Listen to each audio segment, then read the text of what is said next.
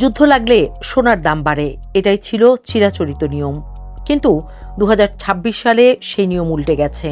যুক্তরাষ্ট্র, ইসরায়েল আর ইরানের মধ্যে যুদ্ধ চলছে, মধ্যপ্রাচ্য জ্বলছে, অথচ বিশ্ববাজারে হু হু করে কমছে সোনার দাম। গত 28 জানুয়ারি প্রতি ট্রয় আউন্স সোনার দাম উঠেছিল ইতিহাসের সর্বোচ্চ $5,303।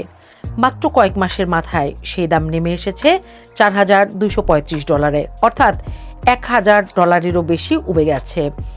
ইতিহাসে যুদ্ধের সময় সোনার এত বড় পতন এই প্রথম। কারণটা বুঝতে হলে দেখতে হবে মার্কিন সুদের হারের দিকে।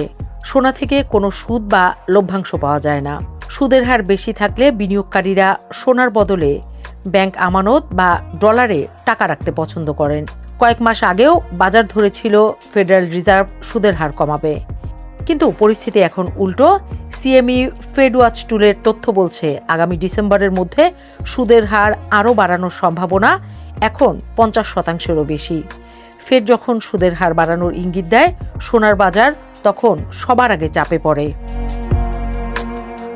দ্বিতীয় কারণ, হরমুজ প্রণালী। ইরান এই গুরুত্বপূর্ণ জলপথ কার্যত বন্ধ করে দিয়েছে। বিশ্বের মোট তেল সরবরাহের একটা বড় অংশ এই পথে চলে।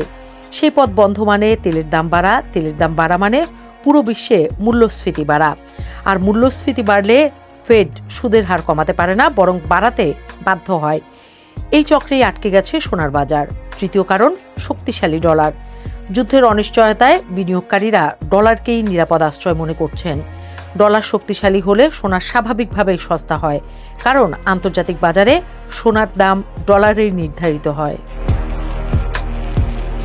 নোবেল গোল্ড ইনভেস্টমেন্টসের প্রধান কলিন প্লুম বলেছেন, সোনার বাজার এখন মূল্যস্ফীতি আর সুদের হারের এক বিশাল টানাপোড়েনের মাঝে পড়ে গেছে।